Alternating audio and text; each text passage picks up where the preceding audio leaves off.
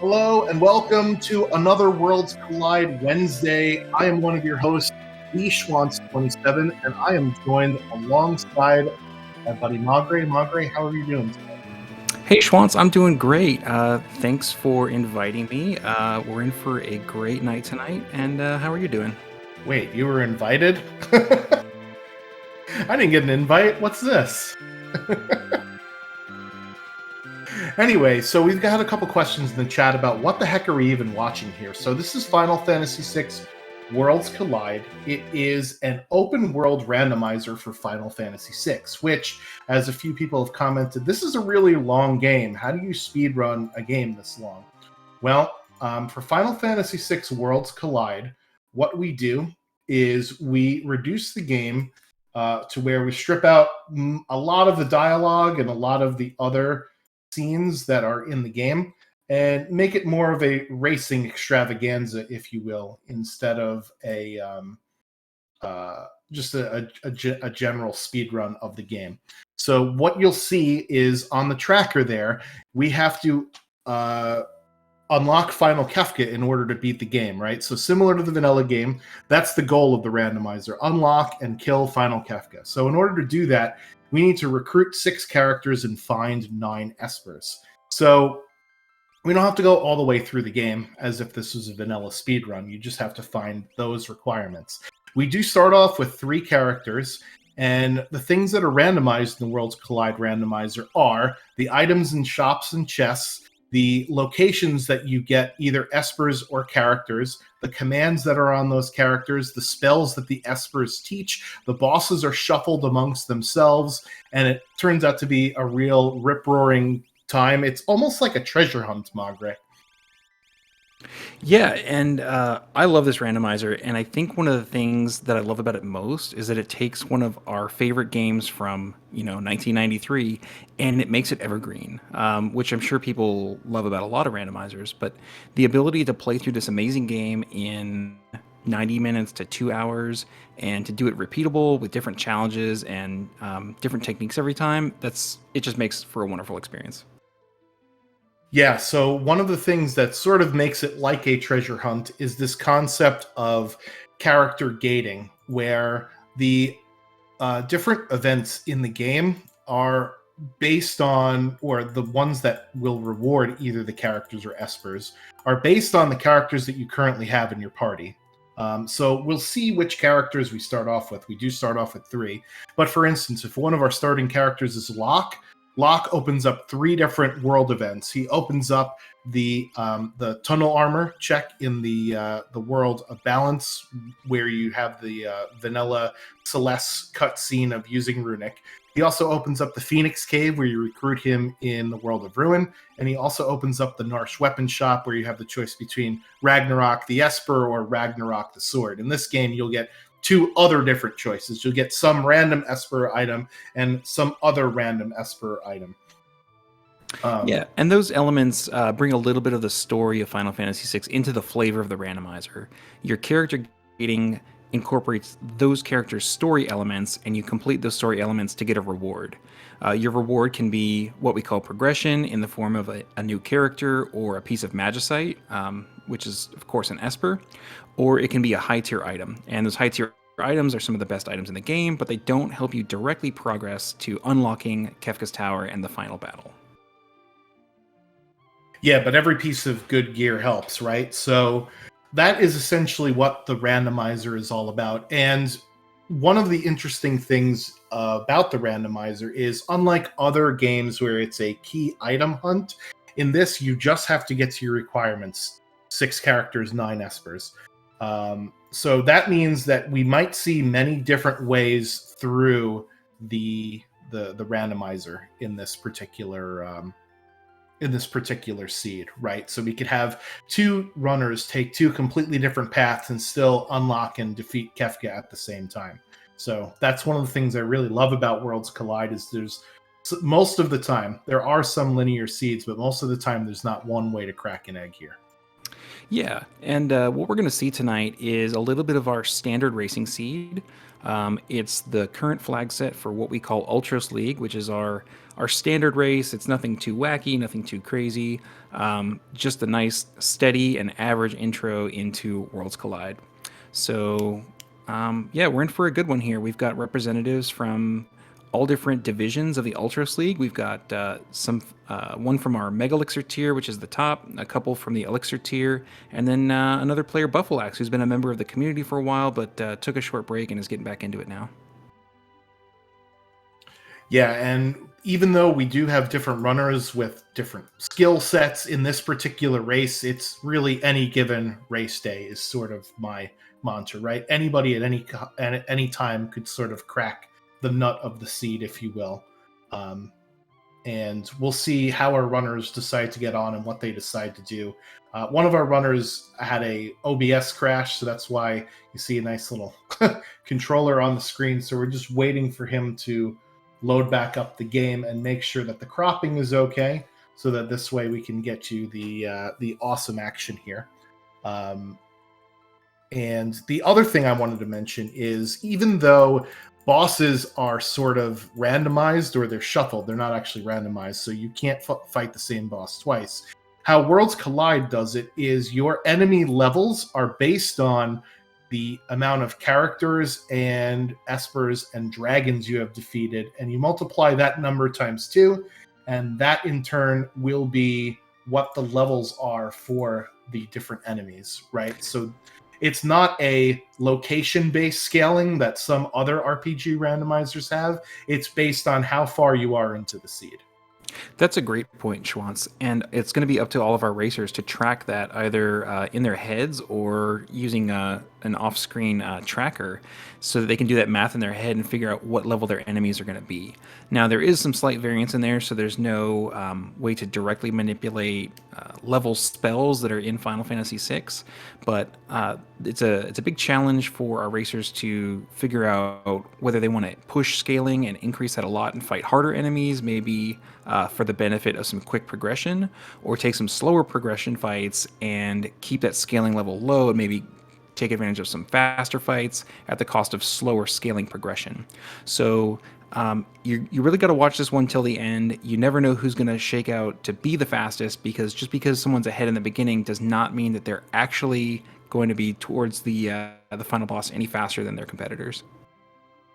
Yeah, and the other thing that we do for the randomizer to sort of pare it down from the vanilla game, in the vanilla game, there's a lot of random encounters, either on the overworld or in different areas of the game.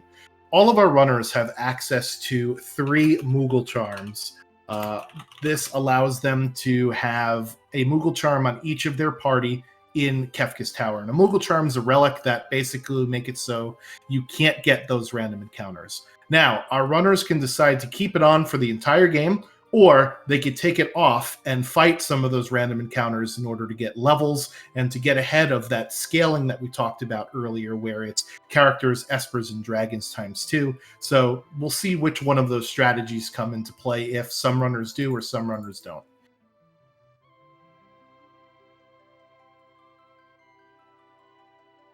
All right, Yeah, so I think we got a couple more. I'm sorry, Magre. I was going to say we got a couple more seconds here, and go ahead. I will let you take over from here.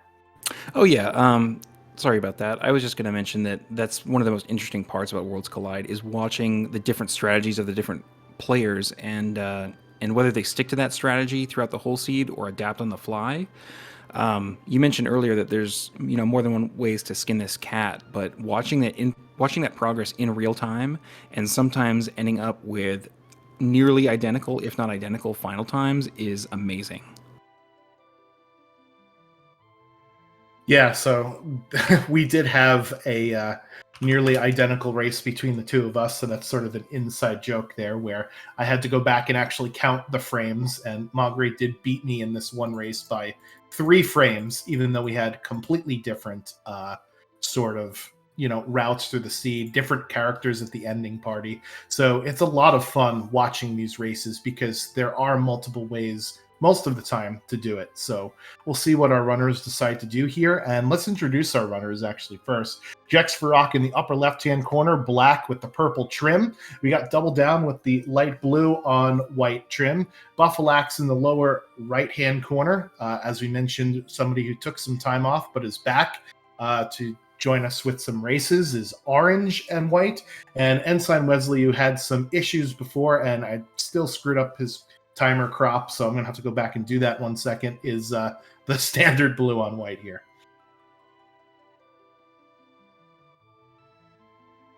Looks like we're off and we're starting to seed out. Let's see who our characters are going to be.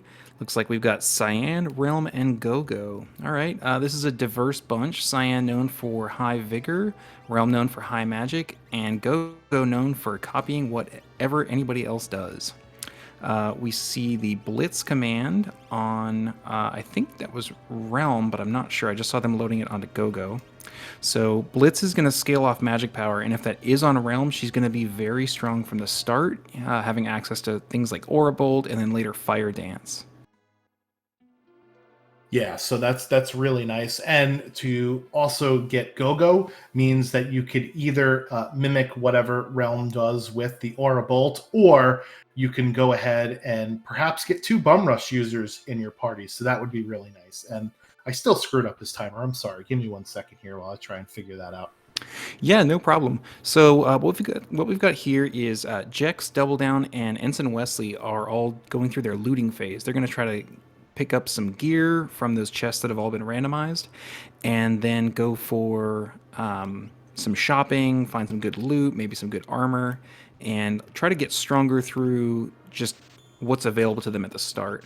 And then Buffalax has jumped right into the checks. He's going to go do Gogo's check at the Zone Eater Cave. Unfortunately, he's got to wait for the Zone Eaters to suck up all 3 of those characters before he can progress through the cave. And then he'll have a couple extra challenges in that. Double Down finds the experience egg. Got to cut over to that. That's a huge win for him if he can afford one early. And look for him to sell the farm to buy as many of those as possible. Yeah, especially having them in a shop is really good, because we can come back to that later. Pearl Lance for Jex Farrak there in the weapon shop. So lots of endgame type of items here are available in shops, because as we mentioned, the shops are completely random. Buffalax, meanwhile, as you mentioned, going to Gogo's one and only check into the Zone Eater Cave. So there will be a reward at the end of this, and you don't have to fight any battles in order to get this reward. So this is a pretty popular one to do right off the bat. And it looks like Jex Farrak is going to follow him in there, getting his party down to 1 member. And we got a bridge troll throw already. Yeah, those guys are definitely going to give you a hard time. It's never a good day when you run into too many ejections off of that bridge. We got Super Balls in Ensign Wesley's store right there. So far a high power seed blessed by the Fancy Gao hash. Yeah, I'd always like to see the Gao in the suit in the hash. And it looks like Double Down is going to take the plunge here as Buffalax is thrown on the ground yet again another time here. So yeah, with these 3 characters, let's talk about the different world events that are open to our runners. As we mentioned, the characters will gate what world events you have available to you. So Realm has 2 of them. The first one is Esper Mountain in the World of Balance, where she follows your party in and sketches Ultros. And the other one is Owzer's Mansion in the World of Ruin, where you recruit her. For Cyan, you have 5 different checks in total, but they're in 3 different spots. So the first one is Doma Siege in the World of Balance, where he fights Leader in the vanilla game. Then is Mount Zozo, where you catch him writing love letters to that girl, pretending to be someone he's not, the OG catfish, Cyan. And the last spot is Cyan's Dream or Cyan's Nightmare, which is actually a 3-part check. So you can get up to 3 rewards with that one area. So we'll see where our runners decide to go after Zone Eater here. Yeah, look for all of our runners to take advantage of Cyan's checks. They're some of the most efficient available in Worlds Collide. And although Cyan is maybe not one of the most powerful characters, everyone's happy to see him when they need more progression. Unfortunately, I got that wrong at the beginning, and it's Cyan that has Blitz, so his low natural magic power is not going to be helpful for that Blitz. but Blitz as an ability is pretty good even on a low magic character.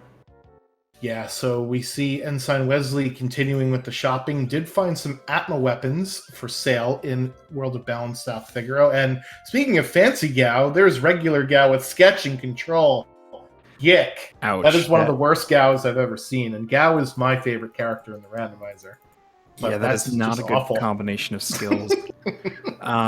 Also, we've got no natural Atma weapon users here, and how the gearing is going to work in this seed is if they can equip it in the vanilla game, they can equip it in this seed, and if they can't, then there's a 1 in 3 chance of being randomly allowed to equip it, and it'll be the same across all of our runners, of course.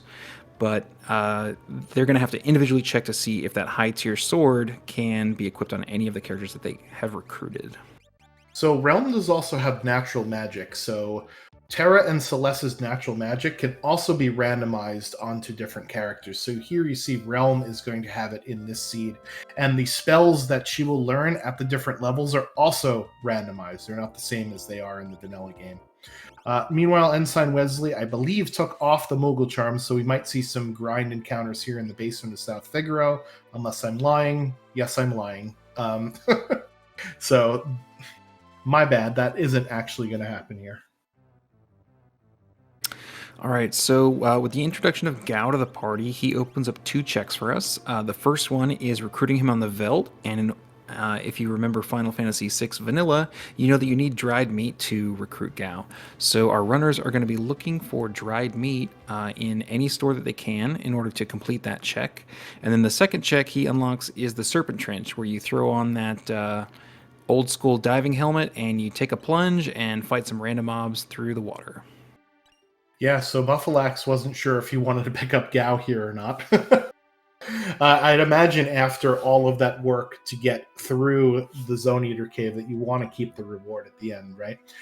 One thing to note about sketch and control for Gao is with the most recent set of updates, Worlds Collide is actually in somewhat active development. It is open source. So we have a few developers that are, working on it, but anybody can contribute. I've contributed one thing and I feel proud about that. But anyway, so we have improved sketch and control, where sketch will always actually sketch the character and will use that enemy's rage instead of just one of their secondary, sort of commands. And it will use the stats of the player instead of the stats of the enemy. The enemy stats in this game are usually generally very bad. So this is sort of a buff to both sketch and control. However, you still don't really want to see it on on one of your characters, Magre. Yeah, it's not one of those high power skills, but I would say it's a high skill cap skill in that there's a lot of memory work that can go into figuring out all of the sketch abilities and when to use them and when they can be good. Just a couple I know offhand is Senior Behemoth. If you sketch him, you can get Fire 3. And Final Kefka Tier 4, there are 2 possibilities for that sketch. One of them is Havoc Wing, which is a 4 times physical damage attack, and the other one is Ultima, which is the only way that you'll see it in this seed because that spell is just a little bit too powerful, and we remove the ability to learn it from our standard race seeds. Yeah, so there's also a few other niche uses for sketch. Obviously, if you run into the Ultros that's supposed to be at Esper Mountain, you could use sketch in order to end that fight right away instead of actually having to fight Ultros. And if one of our runners decide to peek the monster in a boxes and run into Katana Soul, you could actually sketch Katana Soul, and it's similar to how in the vanilla speedrun they usually confuse Katana Soul. It's a similar effect where the sketch is Slayer Edge, and the Slayer Edge will work, whereas other instant death spells won't. So, a couple of niche uses, and Buffalax is going to another check here at Dome of Siege. It is not a character, because otherwise we would have recruited them to the party. And speaking of Ultros, this is the Opera House Ultros here. Yeah, Opera House Ultros is not going to give our runners too much trouble here, hopefully. But let's see what Buffalax does. Already taken advantage of Gogo's ability to equip any other character's ability and throwing out the Blitz. Yeah, unfortunately, he is on level 3, so all of our runners start at level 3, and level 3 is pretty tough. You can't kill a lot of things. I did see in the Returner's Hideout there were super balls for sale, so that is one way to punch through a boss with level 3, because super balls will do sort of a flat damage multiple of 256. So sometimes you get lucky rolls with the super balls and can kill things very quickly. However, doing it the old-fashioned way here, Buffalax is going to run into some issues unless he gets some luckier sketch rolls here. Yeah, this is not looking good for Buffalax. Oh, he just pulled it off. Oh, sorry. Nope. I was a little premature on that one. Thought that was Ultros running away. Ultros 1 disappears downwards. Ultros 2 here will disappear off to the left side of the screen when he's dead. Oh, no. Confusing everybody with level 3 muddle.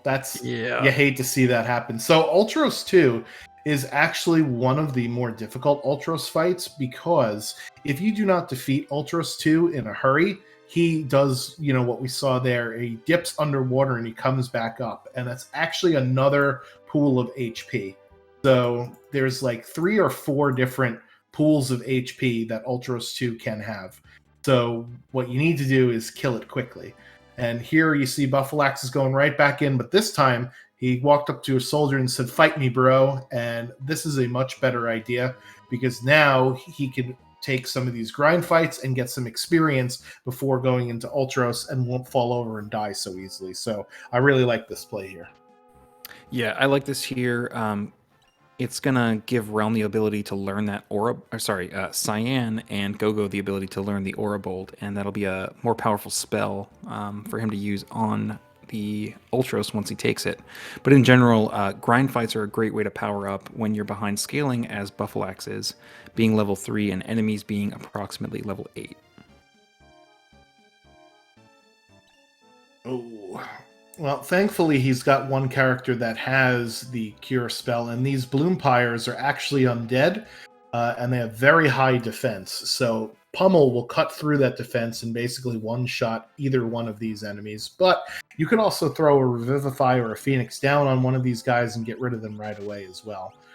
So good heads-up play there from Buffalax to know, hey, I could use Pummel on this fight and get away with it. Meanwhile, Double Down is in Mount Zozo, which is one of Cyan's checks. There is an optional dragon here, so we'll see if he decides to fight the dragon. Do you want to talk a little bit about dragons in Worlds Collide, Mongrey? Sure.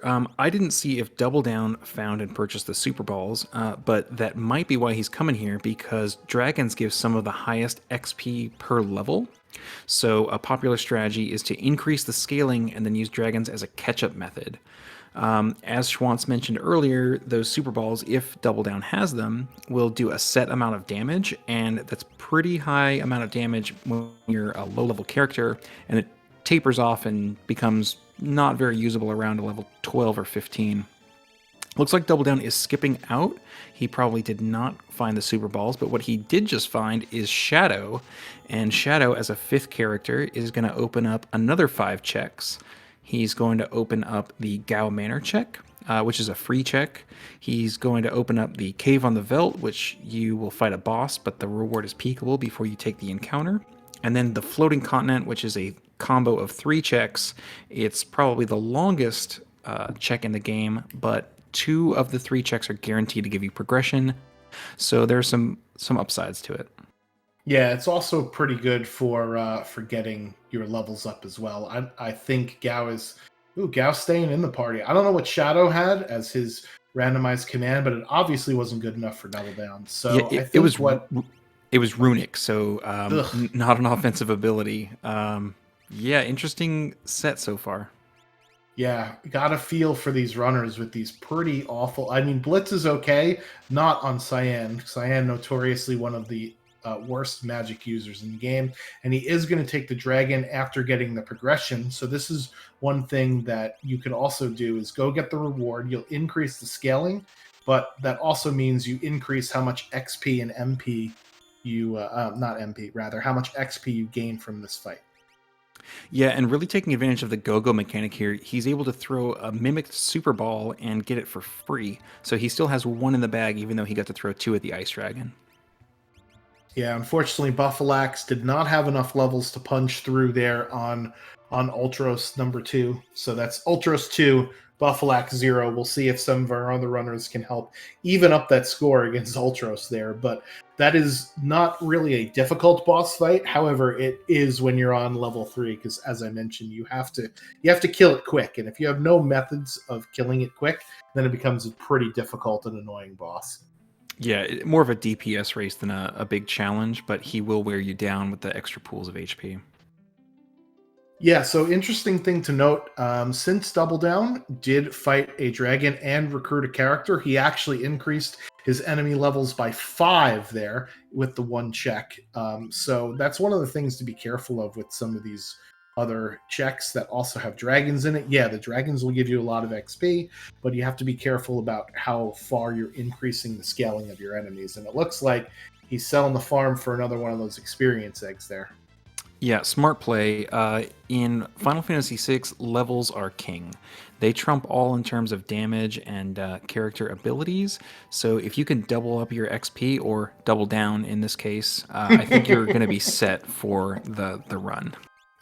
Ensign Wesley picking up a pair of eggs as well. And this is one of the free checks for Shadow. And by free check, I mean a reward that doesn't require any battles. So at Gao Manor, where you go and speak to Shadow in the vanilla game, you can go and get something. And he picked up the Siren Esper, which is pretty important for later on. So let's talk about what our runners are doing as they're doing checks and things like that. They're also keeping in the back of their head the fact that they have to defeat Final Kefka. The final boss is the same boss every single time. And one of the things you're looking for is ways to deal with parts of that boss. Siren offers a way to deal with one of the parts called magic, because Siren's Esper summon will allow you to mute anything on screen, and magic hilariously is susceptible to mute. So even though we did pick up an Esper towards our progression, we're still thinking about the end of the game, even though we're only 15, 16 minutes into this race here. Yeah, and the other thing we're thinking about is early game offense and late game offense. We talked a little bit earlier about how Blitz with the Aura Bolt and the Fire Dance abilities can help carry you through some early encounters, but that Atma weapon that some of our racers have found is really an endgame exclusive offensive item. It reaches its maximum power at around level 32 in Worlds Collide anyway. It's 64 in vanilla. But from then on, every level you gain is going to exponentially increase its power. And that's going to be very strong, especially when you're talking about combining it with an experience egg. So a winning combo for our runners today is going to be to find an Atma weapon user, slap that egg on them, and double up their experience. Yeah, that's a great point, especially with the Atma weapons for sale in shops. So unfortunately, we haven't found any natural Atma weapon users thus far. So that's kind of going to be a problem here, as Double Down has to reset because he accidentally healed the boss by sketching it. That's something you never want to do. It looks like he's going after another dragon, though, in order to get more XP. Yeah, I kind of like this play because he does have the extra Super Ball available, and he's got Go-Go to mimic it, so he should be able to get through a second dragon. Maybe not with only the Super Balls, but with the Super Balls and an attack or two, and then he could really ramp up his levels, especially after getting those experience eggs. Meanwhile, Buffalax, unfortunately, struggling again in the Serpent Trench. I like the play of going to the Serpent Trench as well. There are anywhere between 3 and 5 forced encounters, depending upon which path you go on, and there's no boss, and you get a reward at the end. So that's a really nice check to do if you're feeling low on levels here. So I like that idea. Meanwhile, Ensign Wesley is at the Veld, and it looks like he's got his dried meat, and there is Celeste, one of our Atma weapon users. Yep, that's great. We will see in a moment what her ability is. Jex is trying to even up the score against Ultros at Doma Siege, and looks like Buffalax and Double Down are going to take another crack at each of their respective checks. Did you catch what ability Celeste had? I didn't see it. No, it was so fast. So one of the things that, some of the higher tier runners will do is they will practice staying out of the menu for as long as possible, because that is where a lot of the time goes in this game. So it's not surprising Ensign Wesley is in one of the top tiers of the Ultros League, so he menus faster than I'm able to see it. But it looks like he's going to go check out Celeste's check here at the South Figaro prisoner basement. Celeste also opens up the Opera House Disruption, which is that scene where Ultros tries to throw the weight on the party. And that is a Magicite for Jex Varrock and Setzer for Ensign Wesley. X Magic is Celeste. X Magic on Celeste. Did we see what Setzer has? Nope. Again, it's too fast for me, man. All right. Well, as we said before, Celeste can naturally equip the Atma weapon, so that's her endgame plan, despite also coming with magic and X Magic. We got Throw Setzer. So Throw is going to be one of those top tier skills. It's great in the beginning, throwing those magical skeins and edges, and then it's great at the late game, throwing the Shuriken throwing stars and any other weapon you have left over in your bag. Yeah, so Throw will... it looks like Wesley did pick up a Magicite somewhere. I must have missed that. So Throw will do a maximum amount of damage based on the battle power of the weapon that you throw at the enemies, and the row doesn't matter. So in the front row or the back row, it still does the same amount of damage. So that's why Throw is one of the better abilities in Worlds Collide, especially to see very early in the seed.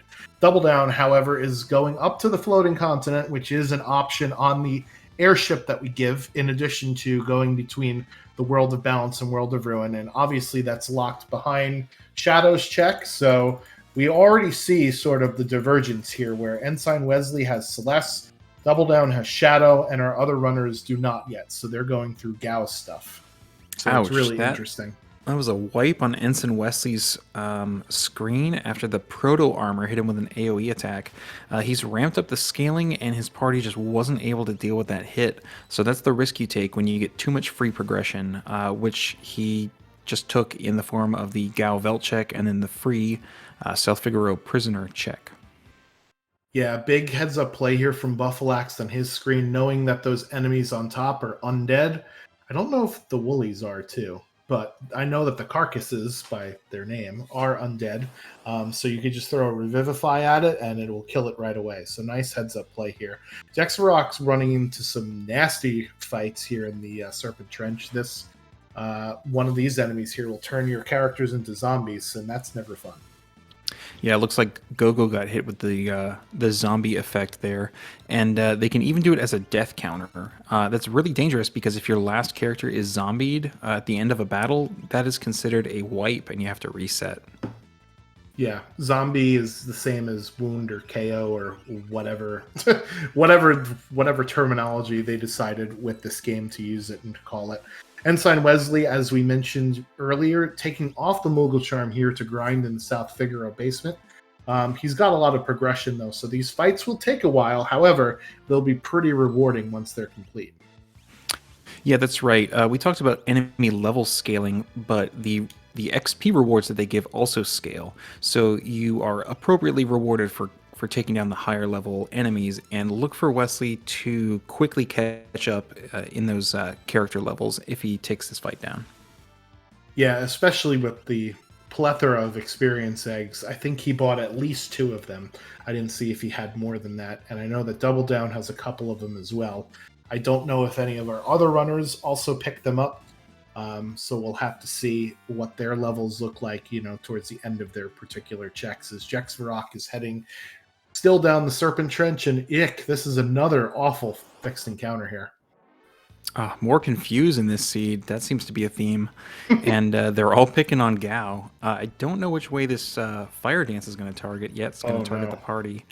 And unfortunately, magic will not knock you out of that confused state. Only physical attacks. All right, we get Cyan ready to go. Gogo wearing the Moogle suit, looking like Mog, is still confused, but that fight's over and we're out of it. Thank goodness. So we're only about halfway through the Serpent Trench for Jexarok as he has to run away from those level magics, which don't give any XP, actually. They only grant MP as their reward for winning. So we'll see what he does against this same mob that Buffalax has been fighting for quite a while. Those woolies are quite resistant to a lot of different things.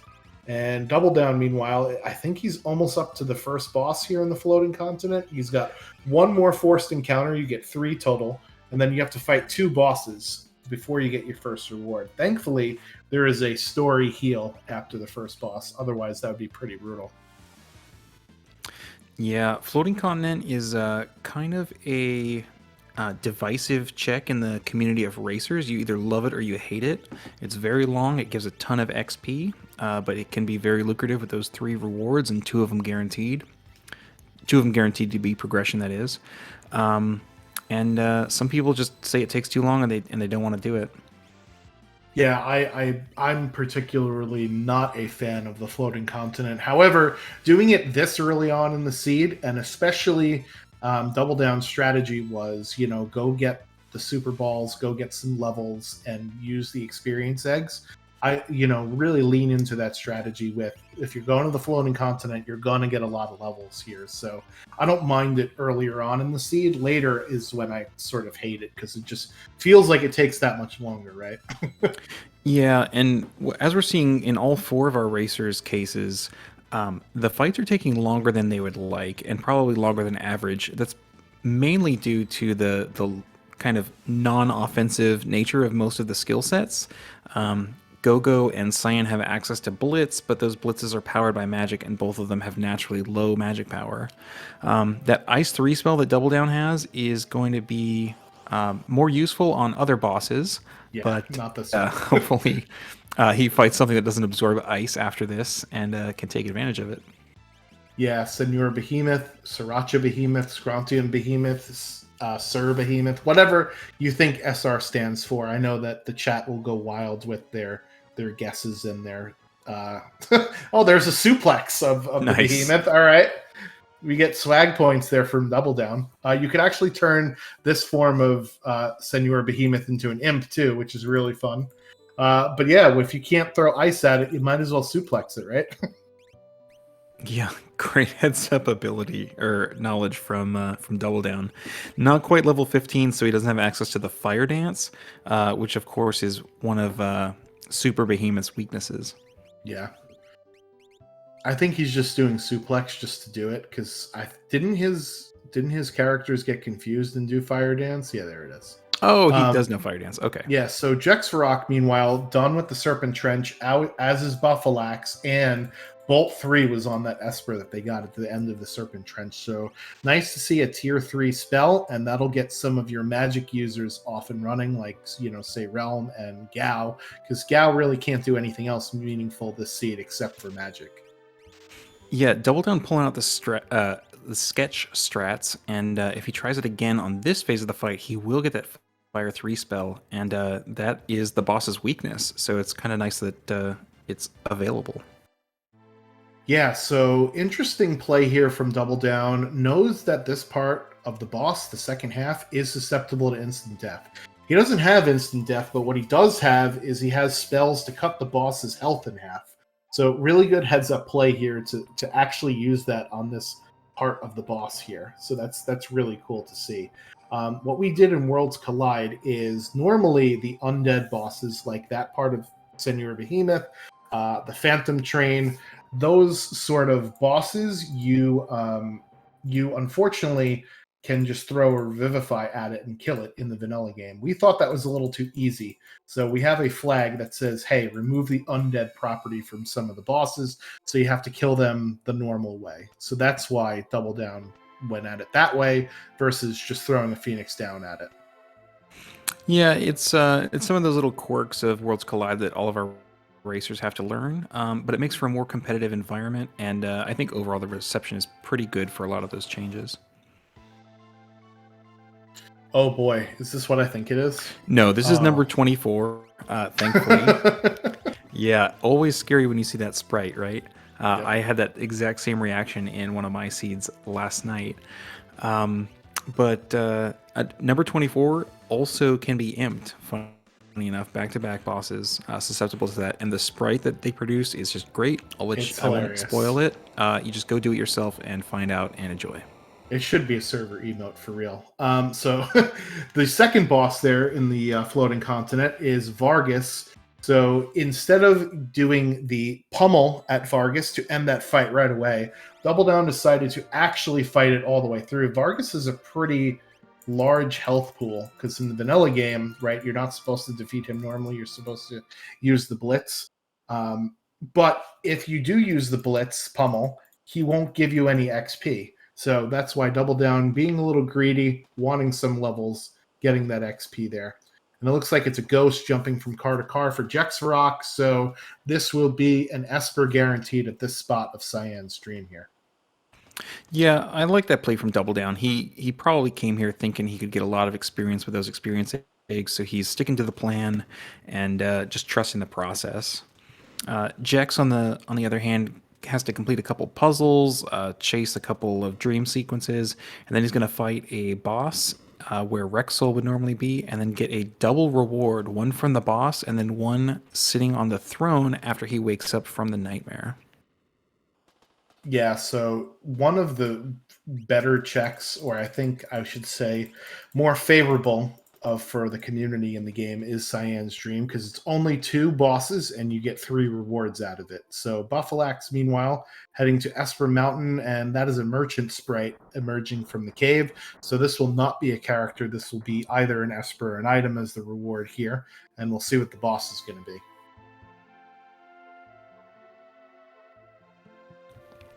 Looks like it's going to be Flame Eater. Flame Eater is not an easy boss to take on at low levels because it's resistant to just about everything except for ice and water. Those physical attacks will deal damage if you have some non-elemental spells, but I don't believe Pearl will damage him, which is the element of Aurabolt. So he's going to have to rely on Pummel to get through this one.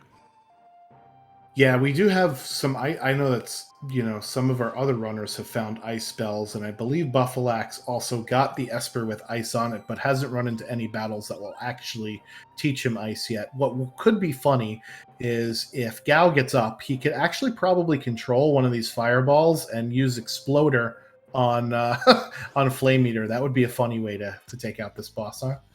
Yeah, one of the more popular uses for control, actually, because it will deal the entire accompanying it'll deal the balloon's entire health pool damage to the boss of Flame Eater. Double Down has encountered the Tentacle Fight, which is a 4-part boss. Each part of the tentacles has different resistances, and you see him targeting the lower left one there with that demi spell in the same manner that he just did for phase 2 of the super behemoth fight, because it is susceptible to instant death, but he doesn't have it. So same strategy there, and taking advantage of the ice weakness of the lower right one. Yeah, that's a really cool heads up play there from Double Down. Jexvarok, meanwhile, getting past his leader fight, so little French vanilla boss action there, and picking up 2 more Espers there for Cyan's Dream. So he actually is in the Esper lead with 5, whereas some of our other runners have got more characters. Ensign Wesley already has 6 characters, so at this point he's just looking for Espers, heading into Owser's Mansion here. I guess at this point we should talk about an optional objective that's available to our runners, and it's called the Kefka Tower Skip. If any of our runners finds either 9 characters or 12 Espers, they don't have to walk through Kefka's Tower and do the puzzle, and that walk takes about 4 to 5 minutes, so it's a little bit of a catch-up mechanism, and whenever a runner collects 9 Espers early or 6 characters early, they're going to keep that in the back of their mind as they plan their next checks and next rewards if they're peakable. And if you see Ensign Wesley get a 7th or 8th character accidentally, then look for him to go actually hunting for a 9th in order to unlock that KT skip. Yeah, that'll just give him access to the boss gauntlet without all of that walking around in the tower. That saves like 5-6 minutes, depending upon what the boss is at the Inferno spot that you're skipping over, right? Meanwhile, Double Down grabbing his third Esper with Odin there at the Atma weapon position, and we've got another Flame Eater fight here from Jex Farrak as Buffalax is holding on for dear life here. Finally, he gets those other bomblets down. That's one of the problems with Blitz, is that you cannot target which enemy you want to hit with your Blitz. Yeah, important clarification from Nidorific in the chat accurately says that the KT skip is a one-time use, and that is correct. You can't leave Kefka's Tower and then reutilize the KT skip in this flag set. It is a one-time use only, so save beforehand and use it wisely. Yep, so Double Down on the third part of Floating Continent. There are 2 forced encounters and 1 final boss. So again, we mentioned how long this check does take, and it's because, all of the parts have either some walking or some fighting that has to go on in between here, and that's really not what you want to see. Jex Farrak picking up his 6th Esper in Esper Mountain. That's kind of appropriate, huh? Meanwhile, Ensign Wesley is fighting through Owser's Mansion, which is Realm's other check, and we haven't seen this one yet either, Magre. Oh, no. In Tangear on Double Down screen, Wisely uses a smoke bomb to escape there. Worlds Collide has fixed the Vanish X Zone or the Vanish Doom bug from vanilla Final Fantasy VI, so those are some of the scariest mobs in the game. Thankfully, they start asleep, and you don't have to fight them if you don't want to. Yeah, it's easy to just run away from them. You don't even have to use a smoke bomb because they don't ever get a turn. They only will take their turn after you use magic on them. Double Down smartly pulling out the Mantra Blitz, knowing that it does cure poison, so great heads-up play for him with this French vanilla Atma weapon at the end of the Floating Continent. I did not see who was painting a picture, but this is Ultros number 3, so we'll see if we see the sketch. And we won't because Gao is on the bench. Never mind. I believe it was the Merchant Sprite, which means it's going to be either an Esper or an item reward at the end of Owser's Mansion. Yeah, so that's what Ensign Wesley does want to see, because again, he already has his 6 characters, so he's looking for, just Espers at this point. Extra characters would be gravy, but we don't want to have too many extra characters, because then again you'll increase scaling until you get to the skip, and then it'll be worth it again. All right, so Buffalax takes down the Flame Eater. It was a drawn-out fight with no access to ice spells, but good on him, and he's going to be rewarded with another Esper. Yep, and it's yet another Esper for Double Down at the end of the Floating Continent, so that puts him up to 4 Espers in total, so that's very nice. He went 3 for 3 there in terms of Espers, which is great when you start out with characters really early on in the seed. Let me ask you, Magre, if you start with a lot of characters early on, are you happy because you have this many options open to you, or do you just want to get to Espers at that point and, try and not go over the scaling, if you will? Yeah, that's a fun topic, and I fall on the side of not enjoying a lot of early characters and having access to a lot of checks. I feel like sometimes that can lead to paralysis by analysis and just having too many options open, and sometimes you lose track of some of the best plays when you have 15 available to you. But if I do find myself in that situation, I want to take advantage of some Esper-only reward checks. There are a couple of places that our runners can go, and we know that they won't get a character from those checks, and I would prioritize those. Those are going to include, the first 2 rewards in the Doma Dream, which we see Double Down in right now. Sorry, the first and third rewards in Doma Dream. The Tritalk check at the top of World of Ruin Narsh, and then purchasing one from the Zen Thief or the Auction House, which we saw just a moment ago, I believe. Yeah, so we didn't get to see what was in the auction house. I don't think Ensign Wesley checked it, but he is heading to another spot where Espers usually are, Magitech Factory. This is one of Celeste's checks. Excuse me, the first 2 checks are only Espers, right? Or items, so this is another good one here. Yeah, very topical. So the first 2 checks in the Magitech Factory are very quick. They're back to back, and they can only be Esper or items. So this is exactly what Wesley's looking for. And We'll see if he continues on to Magitech 3. If he does decide to do that, he's going to have to get on the minecart and fight a gauntlet of mobs and 2 bosses before being rewarded with either a character or an Esper at the end. Yeah, so that's another Esper there for Jexvarok, so he's already up to 7. Meanwhile, Ensign Wesley is going to go to the dumpster diving here, and we'll see what he ends up pulling out. Meanwhile, the Cyan's Dream coming up for Double Down is going to be a 3-for-3 proposition here. So very interesting to see all of our runners in very different places. We've seen some checks multiple times, but especially with Ensign Wesley having Celeste and Double Down having Shadow, two of our other characters, or two of our other runners rather, don't have him. We've seen a lot of different stuff so far. Yeah, a little bit of new info there from Jexrock. He went and talked to one of the auction house attendants, and the message led him to a hint to know that there are no glowing stones for sale. So that's why he backed out and why Wesley didn't pursue it. No espers for sale in the auction house today.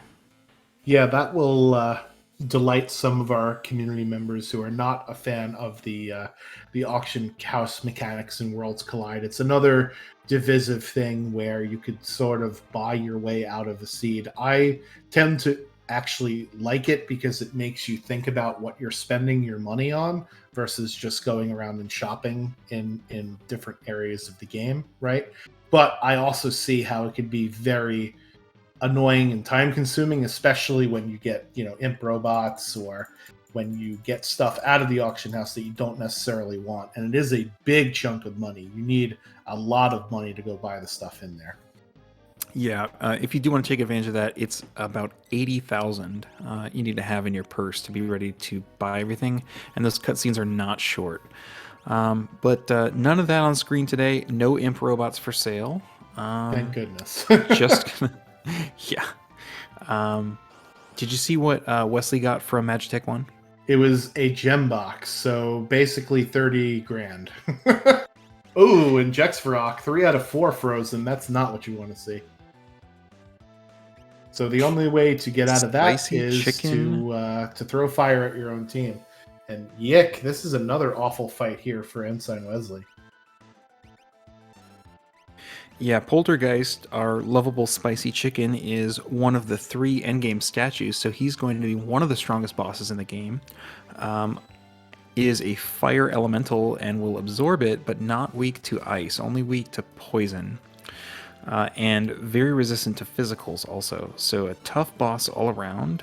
Will cast instant death on you if you let him, but is susceptible to stop, and Wesley knows that and has access to the spell, so I think he's going to be just fine. Yeah, this fight becomes trivial if you have stop, so good heads-up play there for him. So Double Down did also find Golem in Cyan's Dream. I know one of our other runners, I believe Jexvarok, went through there, right? So, as we mentioned earlier on about the final boss, Golem is one of those espers that we love to see due to being able to nullify one of the death counters of the 3rd tier of the final boss. So, really nice to see that esper because, when Worlds Collide, you're not guaranteed to see exactly what you want, right? You only have to get to 9. You can get more if you want, but that's usually not how you win the race. Meanwhile, Buffalax is up at Kefka at Nourish, where he talks to an imp, and that is not a character for him there either. Yeah, the tools really coming together in this seed. We have access to Siren for Mute on Tier 2, which is one of the very important tools for Final Kefka. We have access to Odin, which is an instant death summon, which can be used on either Tier 1 or Tier 2 to kill one of the parts. And then access to Golem for the calmness protection like you were just talking about. And we're going to find Mog in the Cave on the Veldt, and this is going to be Double Down's 6th character, so he's sitting in a very good situation as long as he can make it through this next fight. Yeah, so Cave on the Veldt is one of those things where you can peek the reward before you get here, and it's either a character or an Esper, or if it's an NPC, then it's a dead check. Dead meaning not your progression, right? So you could feel free to leave the cave at that point, or you can continue, and that is yet another Ultros, and that's seafood soup for Double Down. almost a quad 9 fire 3 there.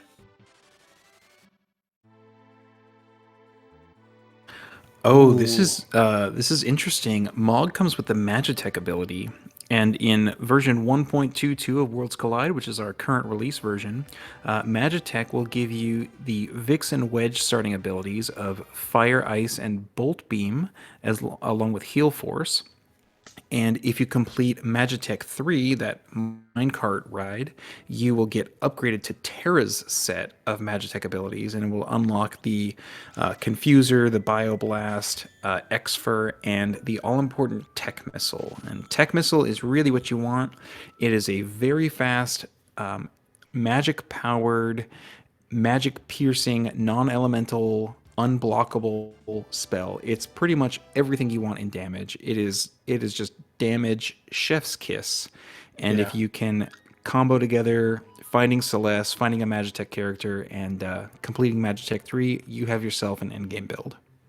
Yeah, unfortunately, Ensign Wesley is the only runner that does have Celeste. So we know that Celeste is available in the seed. You just have to go and get her from wherever Ensign Wesley got her from. I'm not even sure where it was now. That would have been the Velt check, so accessible with dried meat.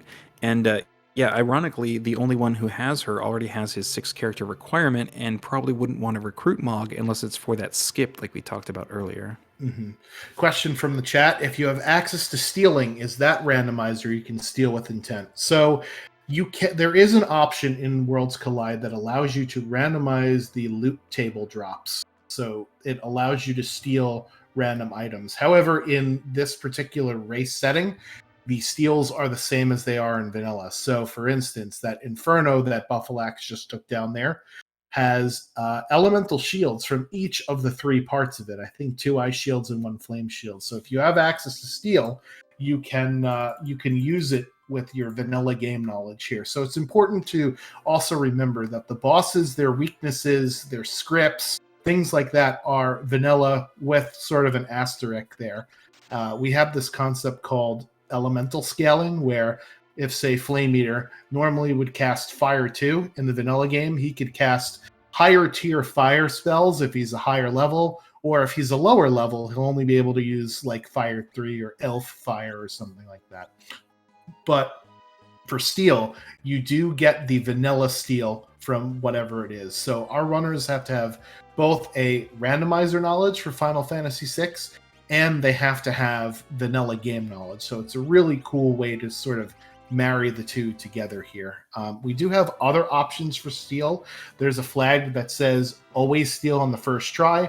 There's an option for better steal, which increases the chances that you get the rare steal instead of the common steal. So ff6worldscollide.com is the website where you can customize all of these different flags and options. There's a ton of them there.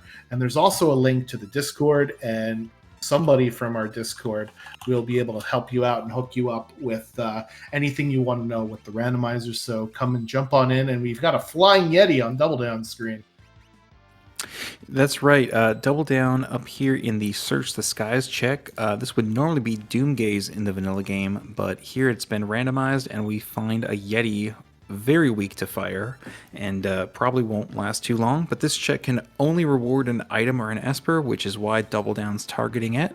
He's looking for 2 more Espers to unlock Kefka's Tower, and if he's able to get those quick, he is in pretty good shape based on his current timer.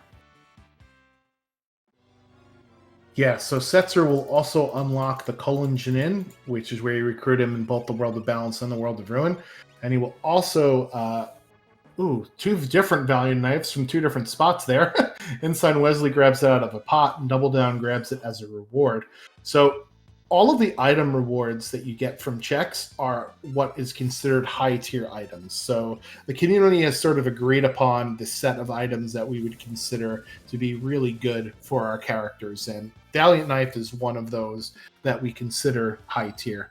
Unfortunately, in the vanilla game, only Locke can equip it, so there is a 33% chance that one of our other characters that we have can equip it, but if we had access to Locke, we know that he could definitely equip it in this particular game here. Yeah, Double Down peaked it, and in his set, only Cyan could use it, but he's got another plan for Cyan, and that's to go into the woods and trade with Duncan. And I think he had this plan from the start. He threw an experience egg on Cyan and power leveled him to level 42. Now he's going to come learn from the master, and at the end of this cutscene, he'll have access to the Bum Rush Blitz. Bum Rush being the most important blitz, the most powerful blitz, and able to take even low magic characters and deal insane amounts of damage to a single target. The only downside is that you can't choose the target that it attacks. But Double Down is looking at a double Bum Rush seed with Cyan and Gogo both having access to it. So he's going to be very set for when he has to split his party up into 3 for the final Kefka Tower climb. Yeah, Bum Rush ignores defense, and it is non-elemental type damage. So really, you're not afraid of any boss when you have Bum Rush. So really good heads-up play to know, hey, I've got an experience egg in this seed. Let's go level my Blitz user to 42, and that's when I could unlock the Bum Rush tactic. Unfortunately, did not get a Esper from Search the Sky, but now he's turning to Doma Siege, and we already know that this is going to reward him with an Esper, which is really nice. So Double Down will be 1 away from go mode. Meanwhile, Jexvarok is going to take the long trek up to the floating continent, and unfortunately, he's not going to find a character up here. He's going to find 3 more Espers, so he'll be close to skip at that point. He'll have 11 of them, but he's still looking for that final character there. Yeah, he may not have ever found dried meat, which was what leads him down this path rather than Gao's checks. Yeah. He already did the Serpent Trench, so he probably just doesn't want to spend his time shopping. Mm-hmm. All right, I'm sorry. I was going to say I agree with that. If you don't find dried meat, it's awful to try and find it later. Question from the chat: has Jexrock killed the dragon in Mount Zozo? Yes, I did see him do that, I believe, and loot some Marvel shoes for the reward. Yeah, I did not put it on the tracker at the time, so I now put it up there. So thank you guys for keeping me on my toes. I appreciate you helping me out here, because tracking 4 different runners can be difficult at times, so I might miss a thing or two here or there. So there's a lot going on, and you're doing a great job. Ensign Wesley, with the only one who has picked up Celeste so far, he put both Valiant Knives on her with a Genji glove. Ooh, so nice. Looking for a physical offense build for Celeste, and he threw the Atma weapon onto Cyan, which I didn't realize that he could equip. We hadn't seen that on anyone else's screens yet. Mm-hmm. So a double physical build on his team. Unfortunately, they have kind of opposite strategies in that the Valiant Knife does more damage the less health you have, meaning the more damage you've taken, and the Atma weapon will deal a lower percentage of damage based on the percent of health missing. So if you are at 75% of your max health, the Atma weapon will only deal 75% of its max damage. So he's got competing strategies on his health pools there. Yeah, interesting thing to know is that is not Mog on Jexvarok's team. That is Cyan in a Moogle suit. So Jex can head to the Cave on the Veldt and pick up his Mog for his 6th character. He did not check Veldt Cave before going up to Floating Continent, so that could be where his particular out is. Meanwhile, Ensign Wesley is going to fight his first Dragon of the Seed, I believe. He doesn't have a tracker on his stream, so I may have screwed that up as well. But he's also going to get the Siren Esper, I believe, as a result of going and finishing through Mount Zozo. So that'll be really nice for him. That means he'll just have 1 more Esper to go. And I'm pretty sure Double Down bought the Zen Thief Esper. It was only 17,000 in the World of Balance. So that means he's ready to go into Kefka's Tower right now. All right, so there he goes. He's going to divide his team into 3. Look for Cyan and Gogo to take opposite paths. And Realm, with her high natural magic power and access to tier 3 magic, is going to be the lead for her path there. This is a 5-boss gauntlet. The way most runners choose to do it is that one team, your strongest team, will attack 3 bosses, and the other 2 teams each take 1 respectively. At the end of that boss gauntlet, they all step on a switch, and you get access to reunite all of your characters and take on the 4-part Final Kefka final battle. Yeah, minor correction here. My mistake. Ensign Wesley grabbed Shadow. Siren was at Doma Siege. That was a different Cyan check. Another Atma weapon in the chest there in KT for double down. But at this point, hopefully he has his strategy mapped out for him. Meanwhile, Buffalax, I like this play. You could pull down on these floating chests here in Owser's Mansion to go do some forced encounters, get yourself some more levels, and since he was definitely struggling with his damage output and his levels compared to what the bosses were, this is really nice to have him catch up here. Yeah, Jexrock taking on the Pugs fight. I'm assuming he was looking for Katana Soul to pair with his Atma weapon. They are pretty nasty enemies. If you attack them with any magic, they will counter you with Pearl elemental spells. Normally that is Pearl, but with the elemental scaling, that can end up with other things like the Scar Beam you just saw. They have extremely high evasion, and they are pretty tough to kill. But he does the trick. Unfortunately, not rewarded with any Minervas. Yeah, that's really what you're looking for out of that Pugs fight, is to hopefully get a Minerva drop, although it's kind of rare, right? I believe it is a 1 in 8 chance from each of the 3. So it's, 1 in 8 or 1 in 8 or 1 in 8 sort of thing. That's exactly correct. Oh, he did get a Minerva? Oh, he did get a Minerva. It was just too fast on our screen to see it. So thank you for nobody could wear it. Call out. Or at least it didn't look like anybody could, or was he shuffling the secondary abilities? Anyway, Double Down's fighting a brand new boss. Why don't we talk about this one, Magre? Sure. Duelers have joined up with the Marshal in place of his standard Lobos, and they can be pretty nasty, especially with that flare if it hits. Oh my god. Yeah. All right, so Marshall normally has 2 Lobos, and he's at the Moogle defense fight where the Moogles and Locke rescue Terra. But in Worlds Collide, we've added this one in version 1.2 of our latest release. And Marshall can have a couple different mobs, and these are some of the scarier ones. Marshall himself is susceptible to instant death, and as we were saying earlier that Gogo would be able to handle just about anything with Bum Rush, the exception to that is when you have really nasty mobs and you can't target them with your grade A ability. Yeah, multi-target boss fight is not fun for our Bum Rush user, unfortunately. He's going to do a little bit of grinding here, knowing that there are... Okay, maybe not. I thought he was going to grind a little to try and get Gao off of level 5, because he was getting level 5 doomed, and then get Gogo off of level 4, so that the level 4 flare wouldn't work. But yeah, Marshall's kind of a pain in the neck. He's not very difficult, however, he opens the fight usually with Net, which is the equivalent of a stop spell. So essentially, if it actually hits and it doesn't miss, one of your characters is out of the fight for quite a long period of time here. And it looks like Gogo did get hit with it, so we're stuck with just Gao. And let's hope he doesn't get level 5 doomed here again.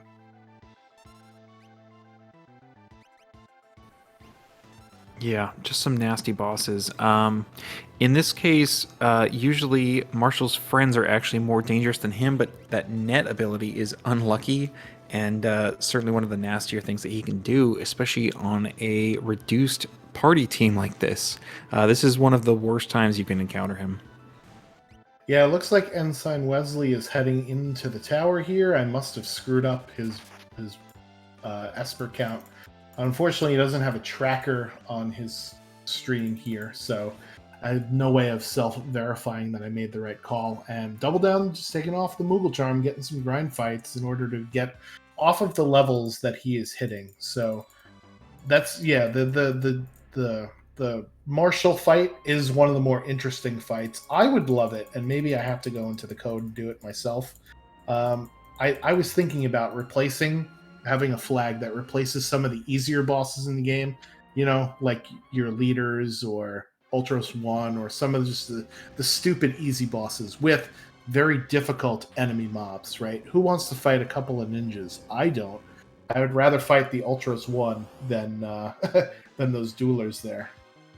Yeah, Wesley employing a tactic here of overloading that third team, and he's going to take out this dueler fight. And you'll see with his advantage of having all 4 characters, he'll do it much faster than Double Down's able to. Look for him to then maybe take on a dragon that's just after this to power level all of his team before warping out and coming back in, splitting them up after they've powered up with the extra levels. Yeah, I really like this play. When I'm feeling underleveled and I got my Kefka Tower requirements, I will do exactly what Ensign Wesley is doing here. He had no problem with that first fight there because he doesn't have a party of 2. Even though the net spell did take out Realm, it's only one of 3, or rather one of 4 characters instead of one of 2 characters, right? And here's our second dragon here. Meanwhile, another dragon, I think, is what Buffalax is going to try and square up against here at the Opera House. And Jexarok is at the end of the floating continent, finally going to get his 11th Esper here. Wesley probably deciding to take this extra XP and Dragon route because he's got that physical-based offense with Celeste and Cyan, and those physical fight strats are going to power up exponentially with levels versus linearly. Versus how magic powers up linearly with levels. So he's really trying to superpower his stars and look for them to do a lot of damage. Probably taking advantage of those experience eggs as well. Yeah, for some reason, Wesley's audio is way behind what he was actually doing, so we'll switch to Double Down instead as he goes for this Marshall fight number 3. I feel like we're watching the Brady Bunch. Marshall. Jexarok here. getting the win and getting Esper number 11 there. So I'll see if I could figure out what's going on with Wesley's audio. I will be back in just a second here. Sure. Double Down having a little bit more luck here this time around on the Marshall fight. Should have no problem now that those duelers are gone with both characters up. Between the 2 of them, they are able to take down the Marshal and progress through Kefka's Tower. A moment ago, we saw Wesley split his team back up, and they're going to spread out that power and take on the remaining bosses. But you see how, even though he had to double dip inside Kefka's Tower, the speed advantage it gave him having all 4 characters to take down that boss allowed him to essentially leapfrog in front of Double Down, who unfortunately struggled against that boss having only 2 and losing to the fight dynamics. Jexarok is going to go get himself some bum rush now, and probably going to look for a 6th character and 12 Esper for the skip. You're definitely on the heads up, or on the lookout for it once you get that close to it.